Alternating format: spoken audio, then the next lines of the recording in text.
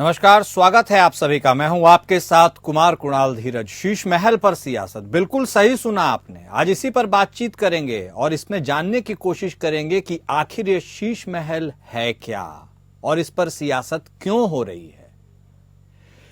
दिल्ली के विधानसभा चुनाव की तारीखों का ऐलान होने से ठीक पहले आई सीएजी की रिपोर्ट को लेकर घमासान तेज हो गया है। भारतीय जनता पार्टी और कांग्रेस दोनों ने ही इस रिपोर्ट को लेकर आम आदमी पार्टी के राष्ट्रीय संयोजक और पूर्व मुख्यमंत्री अरविंद केजरीवाल पर हमला बोला है। अंग्रेजी अखबार द इंडियन एक्सप्रेस ने पूर्व मुख्यमंत्री अरविंद केजरीवाल के सरकारी आवास पर हुए भारी भरकम खर्च को लेकर सीएजी की रिपोर्ट छापी है। प्रधानमंत्री नरेंद्र मोदी ने दिल्ली में एक जनसभा में इस मुद्दे को उठाया है। मोदी ने कहा कि वे झूठा आरोप लगाते हैं कि केंद्र सरकार उन्हें पैसे नहीं देती और काम नहीं करने देती। उनका शीश महल उनके झूठ को उजागर करता है। दिल्ली बीजेपी अध्यक्ष वीरेंद्र सचदेवा ने मांग की है कि केजरीवाल को दिल्ली के लोगों को बताना चाहिए कि उन्होंने किस अधिकार से अपने बंगले की सजावट पर करीब 45 करोड़ रुपए खर्च कर दिए। ये वो समय था जब कोविड में जनता के विकास कार्य बंद थे। सितंबर 2023 में सीबीआई ने इस मामले में रिपोर्ट दर्ज की। इसमें आरोप लगाया गया था कि दिल्ली के पूर्व सीएम केजरीवाल ने कोविड काल के दौरान सीएम आवास पर लगभग 45 करोड़ रुपए खर्च किए हैं। यह पैसा सरकारी खजाने से लिया गया। केजरीवाल ने पीएम मोदी के शीश महल वाले बयान पर पलटवार करते हुए कहा, जो व्यक्ति अपने लिए 2700 करोड़ रुपए का घर बनवाता है, जो 8,400 करोड़ रुपए के हवाई जहाज में यात्रा करता है, जो 10 लाख रुपए का सूट पहनता है, उसके मुंह से शीश महल की बात शोभा नहीं देती। मैं व्यक्तिगत आरोप प्रत्यारोप या गाली गलौज की राजनीति नहीं करता। तो कोविड के दौरान बना गया यह शीश महल अब चर्चा का विषय बन गया है। चर्चा का विषय इसलिए भी है क्योंकि अब दिल्ली में विधानसभा चुनाव होने हैं और कुछ ही दिनों के बाद संभवतः नोटिफिकेशन भी जारी हो जाएगा। फरवरी के महीने में चुनाव संभव हैं और ऐसे में आम आदमी पार्टी की जो सरकार दिल्ली में चल रही है और बाकी अन्य दो पार्टियां यानी कांग्रेस और भारतीय जनता पार्टी के लिए दिल्ली दूर है के लिए अब एक नए टॉपिक जो पुराने समय से उठता चला आ रहा है उसको धार देने की कोशिश की गई है। सवाल यही है कि क्या शीश महल पर मोदी बनाम केजरीवाल है? क्या शीश महल के बहाने आम आदमी पार्टी को घेरने की कोशिश है? और क्या वाकई शीश महल एक ऐसा बड़ा मुद्दा है जो दिल्ली विधानसभा में कोई इंपॉर्टेंट रोल प्ले कर सकता है? तो बंगले की सजावट पर यह बात कही गई है कि करीब 45 करोड़ रुपए के आसपास खर्च किया गया है। सीएजी की एक रिपोर्ट प्रकाशित की गई है द इंडियन एक्सप्रेस में और उसी के हवाले से ये सारी बात अब की जा रही है। भारतीय जनता पार्टी इसको लेकर आम आदमी पार्टी के ऊपर हमलावर हो चुकी है। साफ तौर पर उनका आरोप है कि जिस व्यक्ति ने कहा था कि वह यह सब काम नहीं करेगा, उसने शीश महल बनाया है। दरअसल पीएम नरेंद्र मोदी ने दिल्ली के अशोक विहार के कार्यक्रम में शीश महल का जिक्र किया था। पीएम मोदी ने कहा कि मैं भी कोई शीश महल बना सकता था, लेकिन मेरा सपना था कि देशवासियों को पक्का घर मिले। देश जानती है कि मोदी ने कभी अपने लिए घर नहीं बनाया और उसके बाद से यह टॉपिक ट्रेंड करने लगा।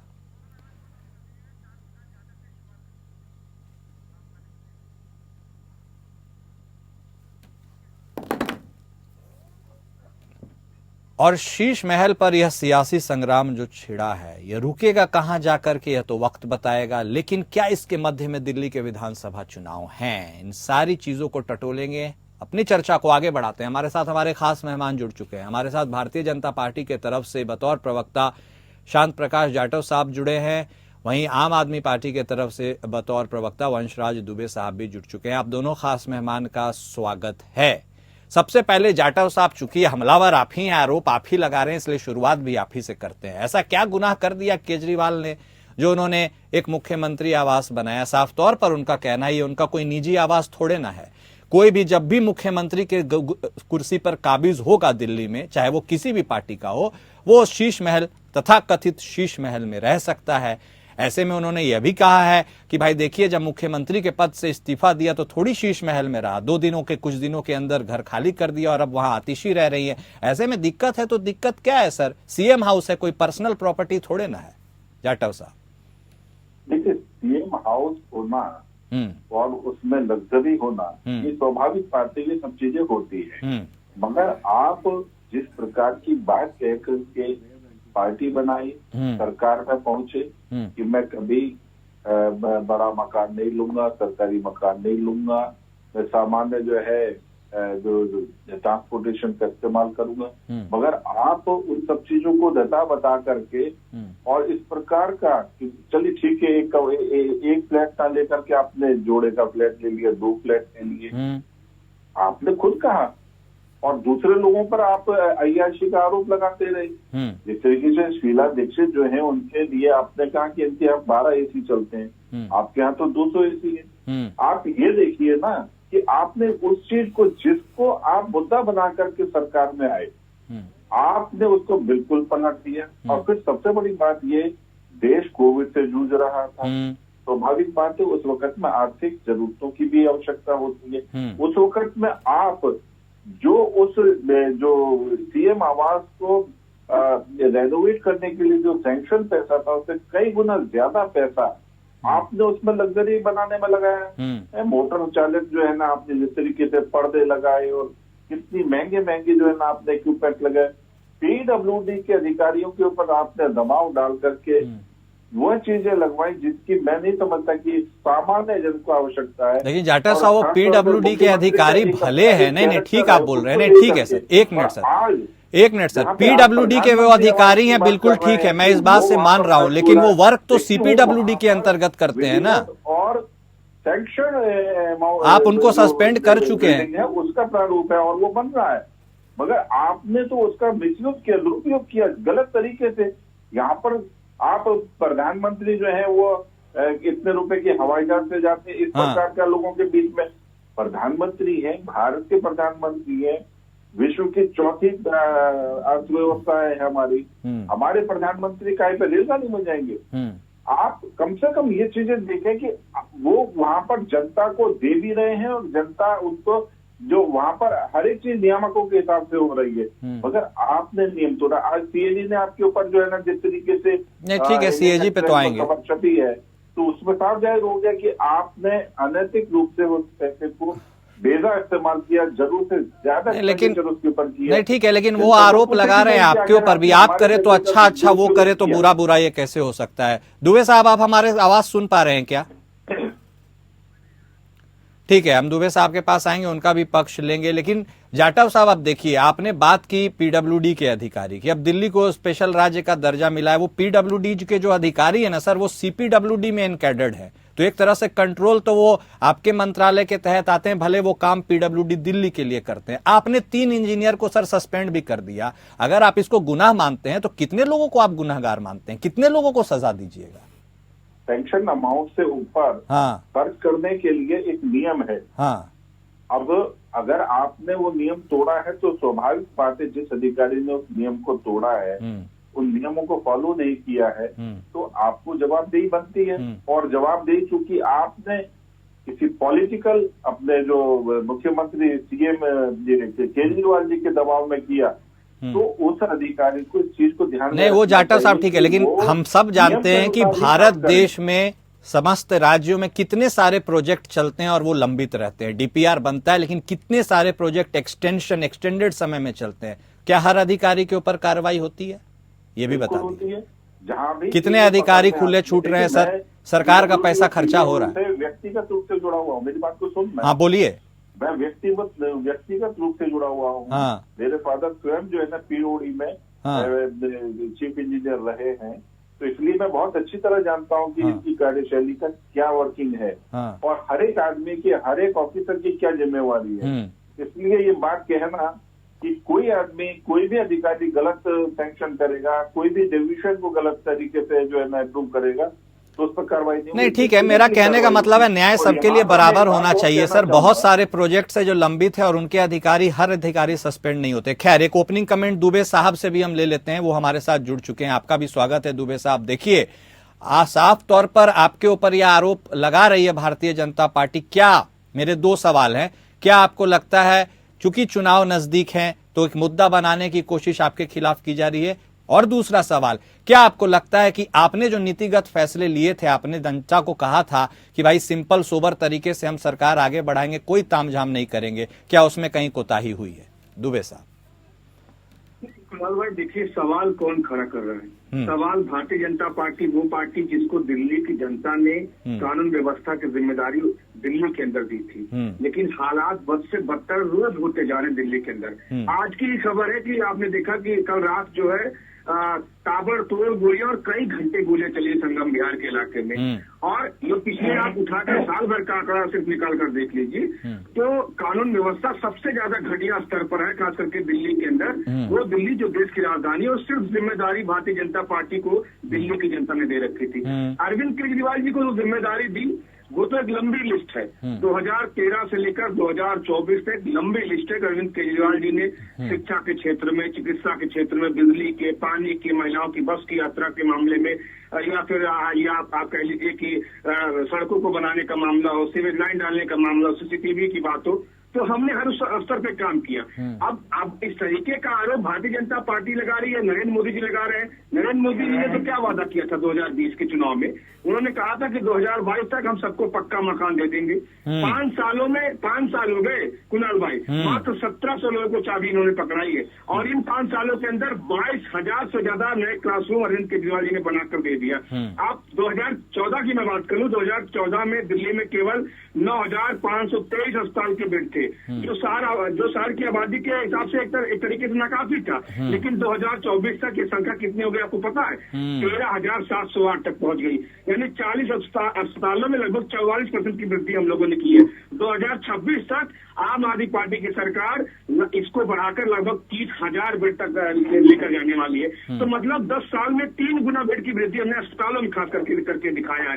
तो अरविंद केजरीवाल जी को आप सुबह शाम गाली दीजिए, क्योंकि दोनों दलों की मैं बात कर लूं बहुत फेयर तरीके से कुणाल भाई, तो न भारतीय जनता पार्टी के पास कोई नेता है, न नीति है, न एजेंडा है, न कांग्रेस के पास कोई नेता है, नीति है, न एजेंडा है। आज इनके नेता बौखला इस तरीके से गए हैं, इस स्तर पर राजनीति को ला दिया है कि बताओ सरेआम नरेंद्र मोदी के मंचों से महिलाओं को गालियां दी जा रही है। तो ये बेहद दुर्भाग्यपूर्ण है दिल्ली की जनता के लिए और देश की जनता के लिए।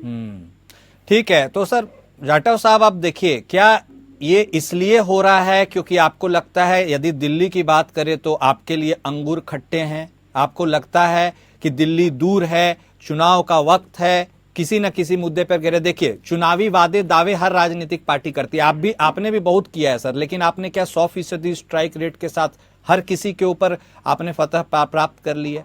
आपको लगता है कि ये सिर्फ एक चुनावी स्लोगन है, मुद्दा है और इस मुद्दे को तूल दिया जा रहा है, या आपको वाकई लगता है कि नहीं कुछ घोर पाप हुआ है? देखिए, हमने जो वायदे किए, जो भी मैनिफेस्टो में वायदे किए, हमने 100% कह रहा हूँ पूरी जिम्मेवारी के साथ उन्हें पूरा किया। नहीं सर, बहुत बात, 15 लाख रुपए सबके पास आ जाएंगे, किसानों को 22 तक एमएसपी मिल जाएगी, बहुत सारी चीजें हैं सर। एमएसपी का हमने कोई वायदा नहीं किया। भाषण तो थे ना सर, चुनावी भाषण। अभी कोई वायदा एमएसपी का बताऊं ना, मैनिफेस्टो में 2022 में आपने कहा था ना किसानों को आप आय में वृद्धि कर देंगे। बोल दीजिए, बोलिए। उन बातों को टोक रहे हैं, बोलिए। एमएसपी का कब वायदा किया मुझे बताएं। भारतीय जनता पार्टी ने चुनावी मंच का इस्तेमाल करते हुए कहा तो है। कभी वायदा नहीं किया। अच्छा, भाषण जो है वायदा, भाषण का जो वायदा होता है वो मैनिफेस्टो का वायदा नहीं होता है। अच्छा, भाषण मतलब यूं ही नहीं, आप बताए ना जो मैनिफेस्टो में हमने बात की। हाँ, वो आप एक बार बताए, आम आदमी पार्टी के क्या नाम है, वो है क्या? नहीं सर, मैं एक देश का नागरिक हूँ और देश के नागरिक पे ही हर कुछ खर्च होता है, उसके पैसे से तो हम सवाल तो पूछ ही सकते हैं ना सर आपसे। जो बात नहीं कही हमने, हाँ, हमने नहीं कही। हाँ। और अगर आपने ये बात तो की है तो एमएसपी पर भी मेरी बात सुन लो। बोल दीजिए। 28 से ज्यादा मोटे अनाज जो है हम एमएसपी पे खरीद कर रहे हैं, जिसमें दालें हैं, तिलहन है, हम 100% खरीदी कर रहे हैं एमएसपी पर, ताकि जो है जो हम बाहर विदेशों से दालें भारत के लिए आयात करते थे, ठीक है, उसमें कमी आए। और उसका परिणाम क्या निकला कि आज हम 70% दालों का, तिलहन का, भारत में ही उत्पादन करके उसको कंज्यूम कर रहे हैं। ठीक है, तो एमएसपी की बात जो आपने कही उसका जवाब ये है। ठीक है। और किसानों की आय दोगुनी, 15 लाख रुपए, बहुत सारी चीजें सर बिल्कुल दोगुनी होगी तो ठीक है, आप लेकिन अभी बताइए। दोगुनी हुई है। हाँ ठीक है। आज की डेट में हमने 25 करोड़ से ज्यादा लोगों की हाँ। जो बीपीएल में थे उससे ज्यादा ऊपर पोजीशन में पहुंच गए हैं। तो इसलिए आपको क्या पता कि क्या नाम है, किसान की जो है ना आमदनी कम है। किसान की आमदनी पहले से डबल हो चुकी है। मतलब आपका कहना है कि किसान परेशान नहीं है। अपोजिशन जो है वो बोल रहा है, इस वजह से हम मान लेंगे नहीं। 50 लाख करोड़ रुपया हमने देश की सड़कों के डेवलपमेंट पर खर्च तो सर आप मानते हैं ना किसान प्रोग्रेस किए हैं, तो किसान परेशान नहीं है, इसलिए शंभू बॉर्डर पर जो हो रहा है वो नहीं होना चाहिए। बोलिए। कोई बॉर्डर पे कोई किसान नहीं है। अच्छा। सब कांग्रेस और आम आदमी पार्टी के जो है ओके ना फर्जी किसान वहां पर बैठे हुए हैं। ठीक है। हर एक किसान अपने अपने क्षेत्र में काम कर रहा है, बेहतरीन तरीके से अपने फसल को उगा रहा है, ठीक, उसको बेच भी रहा है। ठीक। आप एक चीज बताएं, अभी आप किसान पर आ गए ना। अभी आप मेरे से बात कर रहे थे महंगाई और डेवलपमेंट की। अब डेवलपमेंट पर ले लो, 50 लाख करोड़ रुपया हमने जो है ना केवल रोड इंफ्रास्ट्रक्चर पर खर्च किया है। सर आप दिल्ली क्यों नहीं जीत पा रहे हैं फिर, ये बता दीजिए। अरे सुनते क्यों नहीं? हाँ। वो जो पैसा हमने खर्च किया है वो कोई जिन ने आकर के वो सड़कें बना दी। देश की लेबर ने, नागरिकों ने, यहाँ के जो श्रमिकों ने ही तो बनाया। ठीक है। वो पैसा कमाया और जो किसानों की जमीनें एक्वायर की उसके एवज में उनको बेहतरीन तरीके से उसका मुआवजे मिले। ठीक है। दिल्ली पे अब हम ध्यान में रख करके हमारी सरकार ने हर जगह काम किया। ठीक। और दिल्ली में अभी ये बोल रहे थे ना 1700 मकान, हमने 4700 मकान झोपड़पट्टियों को तोड़ करके झोपड़पट्टियों के एवज में हमने दिया। और कितने बेहतरीन तरीके से दिए। ठीक है। आपने क्या दिया? ठीक। आपने केवल जो है ना इलेक्ट्रिसिटी फ्री दी है और वो भी कमर्शियल के रेट बढ़ा करके। ऐसा रात तक 200 साल का प्लान है क्या दिल्ली के अंदर? दुबे साहब अब आप ही का रुख करते हैं, आपके पास आते हैं। अब देखिए शीश महल, यूं तो यदि कोई समझे कि शीश महल क्या होता है तो कहता भाई जो महल शीशों का हो, यानी जो घर शीशे के हों। जयपुर में शायद इसका उल्लेख है, जो दिखता भी है। अब देखिए आप जो सीएम हाउस आपने बनवाया है उसको लेकर के आप घिरते हुए नजर आ रहे हैं। क्या इसकी जरूरत थी? और यदि इसकी जरूरत थी तो फिर अब जवाब देने की भी जरूरत है। कुणाल भाई, दो चीजों का मैं जवाब जरूर देना चाहूंगा। एक तो आपने अभी सवाल किया जब किसानों की एमएसपी को लेकर, यानी भारतीय जनता पार्टी को उनके वादे आपने याद कराए, तो कैसे उनके प्रवक्ता ने कहा कि अरे वो तो भाषण की बातें होती हैं, भाषण में सारी चीजें होती रहती हैं। यानी जैसे देश के गृह मंत्री अमित शाह ने एक डिबेट में कहा था कि हाँ वो तो जुमला था, 15 लाख आने से रहा, 2 करोड़ रोजगार मिलने से रहा। इन्होंने कुणाल भाई एक और वादा किया था, वो मैं जरूर आपके माध्यम से दिल्ली की जनता को जरूर याद कराना चाहूंगा। इन्होंने कहा था कि बीजेपी की सरकार जब बनेगी तो रेवाड़ी में, गुवाहाटी में, दरभंगा में, राजकोट में, कश्मीर में एम्स की घोषणा मतलब इन्होंने की थी, एम्स खोलेंगे। और आज तक आपको जान के हैरानी हो, 10 साल इस सरकार के पूरे हो गए, तीसरी कार्यकाल चल रहा है, अभी तक उसमें एम्स में एक ईंटें भी नहीं रखी है सरकार ने। अब आप आ जाइए जो शीश महल की बात करें, कौन लोग शीश महल की बात कर रहे हैं? जो 2700 करोड़ रुपए के घर में रहते हैं, जो लोग 10 लाख का प्रतिदिन सूट पहनते हैं और एक दिन में कम से कम 10-10 सूट पहनते हैं, वो लोग जो 14,000 करोड़ के हवाई जहाज से चलते हैं। तो मुझे लगता है कि भारतीय जनता पार्टी या उनके नेताओं को अनर्गल मुद्दों पर बयानबाजी न करके, अगर आप आसमान में थूकेंगे तो पलट कर थूक आपके ही ऊपर गिरेगा। ये एक तरफ अरविंद केजरीवाल जी पिछले 10 वर्षों के काम को गिना रहे हैं, दूसरी तरफ नए नई हमारी क्या योजनाएं हम उसको गिना रहे हैं। हम ये कह रहे हैं कि 11 नए अस्पताल जो हमारे खुल रहे हैं उसमें हम 10,000 से अधिक बेड बनाने जा रहे हैं। 14 जो मौजूदा अस्पताल हैं उसमें हम लगभग 6,000 से ज्यादा बेड बढ़ाने जा रहे हैं। एक तरफ हम मुद्दों की बात कर रहे हैं। हम ये कह रहे हैं कि भाई 2100 रुपए प्रतिमाह महिला सम्मान योजना के तहत हम दिल्ली की महिलाओं को देंगे। और आज की खबर सबसे दिलचस्प, आज की खबर आपको मैं बता दूं, महाराष्ट्र से है। 20 लाख महिलाओं का नाम निकाल दिया गया लड़की बहन बेनिफिशियरी योजना से। आपको जान के हैरानी होगी कि महाराष्ट्र के अंदर भारतीय जनता पार्टी की सरकार है, जो अभी हाल ही में सरकार बनी है। इन्होंने क्या क्या वादे, क्या क्या घोषणाएं की वहां की महिलाओं के लिए, और अभी सरकार बनते क्या किया, 20 लाख महिलाओं का नाम वहां से निकाल दिया। तो मुझे लगता है कि अपने गिरबान में झांकने की जरूरत है। नहीं ठीक है, आ रहे हैं जाटव साहब, आपसे जवाब लेंगे। हाँ कुणाल भाई, दिल्ली की जनता ने तो कल देख लिया कि नरेंद्र मोदी जी जो दिल्ली के लिए 2 लाइन तक नहीं बोल सकते अगर टेलीप्रॉम्प्टर बंद हो जाए तो 2 मिनट तक नरेंद्र मोदी जी इधर उधर ताकते रहेगी, कोई तो टेलीप्रॉम्प्टर सही कर दो। तो जो दिल्ली का संगठन एक ढंग का टेलीप्रॉम्प्टर अपने नेता को नहीं दे सकता, तो क्या खाक एक सीट निकालकर दिल्ली विधानसभा में क्या एक खाक सीट निकालकर अपने नेता को देगा? तो ये दिल्ली की जनता जान चुकी है कि उनसे विकास का पहिया भारतीय जनता पार्टी और कांग्रेस मिलकर रोकना चाहती है। लेकिन अरविंद केजरीवाल जी साथ में है, तो अरविंद केजरीवाल जिसको और तेजी के साथ रफ्तार से इसको आगे बढ़ाएंगे। ठीक है, देखिए जाटव साहब, 2 चीजें आई हैं। अब देखिए बात वो भी गिनाई गई उनके तरफ से कि भाई कहाँ कमी हुई आपके तरफ से जो आपने नहीं कर पाए, एम्स का उन्होंने उदाहरण दिया। दूसरा ये भी कहा कि भाई आपने भी तो खर्चा किया है ना, सेंट्रल विस्टा प्रोजेक्ट को लेकर के जितना खर्चा हुआ, अब नया पीएम रेसिडेंस कॉम्प्लेक्स बन रहा है उसमें भी 500 करोड़ कितना करोड़ रुपया उसमें भी खर्चा है। तो आप करते हैं तो ठीक ठीक, कोई मुख्यमंत्री करे तो खराब खराब। बिल्कुल, देखिए आज हमने जो जितनी भी पुराने स्ट्रक्चर थे उसकी जगह नए डेवलपमेंट किए, उसके लिए फंड तैयार किए। आपने गलत तरीके से उसको वो एस्टेब्लिश किया, आपके पास पैसा नहीं है। आप दिल्ली की डीटीसी बसेस के लिए तो पैसा दे नहीं रहे, आप दिल्ली की होमगार्ड और जो मार्शल्स हैं उसके लिए पैसा दे नहीं रहे। आपने रैपिड रेल जो कल प्रधानमंत्री जी ने उत्तर प्रदेश का पूरा पोर्शन तैयार करवा दिया, उसके लिए पैसा आप दे नहीं रहे। आप शीश महल में पैसा खर्च कर रहे, आप डेवलपमेंट में खर्च करो ना, क्यों नहीं आपको प्रोत्साहित करेंगे, हर हालत में करेंगे। मगर आप अपने घर के अंदर उस पैसे को लगा रहे हैं, 5-7 करोड़ रुपए में काम हो जाता, बाकी का पैसा कम से कम प्रदेश की डेवलपमेंट में आप देते ना। आप प्रदेश मांग रहा है पैसा, मगर आप उसको खर्च कर रहे हैं दूसरे मदों में। तो बेसिकली प्रॉब्लम क्या है, आप बेशक से अपने महल जो शीश महल उसको खूब बढ़िया तरीके से बनाए, मगर उसको बनाने के पीछे उसका कारण ये होना चाहिए कि 7 करोड़ रुपया 6 करोड़ रुपया सैंक्शन हुआ उसमें बना दें। तो सर एक बात ये भी बता दीजिए, क्या मतलब जनता के लिए यही एक मुद्दा होगा? क्या यही मुद्दा आप लेकर के चुनावी कैंपेन्स में जाएंगे? क्या इसके अलावा जनता की बात, विकास, डेवलपमेंट, आपका बीजेपी का तरफ से कौन सीएम फेस है, इन सब को लेके आप नहीं जाएंगे क्या? देखिए जनता का, देखिए मैं बताऊंगा आपको, भारतीय जनता पार्टी का ही हमारा विधायक होगा, कोई भी विधायक होगा, हमारी वो नीतियां हैं, हम नीतियों के आधार पर काम करते हैं। हमने 20 से ज्यादा राज्यों में इस वक्त सरकार चला रहे हैं और लगातार 3-3 दफा 4-4 दफा हम सरकार में हैं। तो हम उसके आधार पर काम करेंगे, डेवलपमेंट को ध्यान में रख करके। आप पिछले 11 साल से दिल्ली की जनता को पानी नहीं दे पाए, टैंकर माफिया को आपने पुश कर रखा है, लोगों के घरों में पाइपलाइन डालने का है, और आप डेवलपमेंट की बात कर रहे हैं। आपने दिल्ली की यमुना के बारे में तो सब जग जाहिर है कि यमुना का क्या बुरा हाल कर रखा है, दिल्ली की सड़कों का कितना बुरा हाल कर रखा है, वो सबको मालूम है। और 1000 रुपए जो देने के लिए जो सैंक्शन अमाउंट है, जो सैंक्शन प्रोग्राम है, उसमें तो आप पैसा दे नहीं रहे, 2100 रुपए देने की बात कर रहे हैं।